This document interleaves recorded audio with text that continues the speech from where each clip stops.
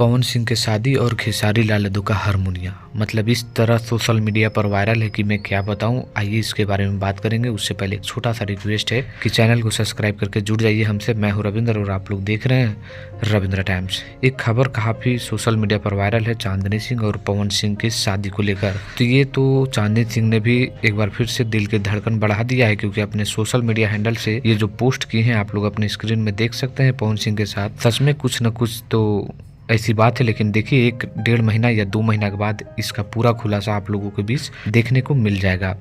लेकिन अब social media पर ये तो खबर चल ही रहा था, लेकिन एक गाना आया हारमोनिया, ये भी सोशल मीडिया पर काफ़ी वायरल हो चुका है।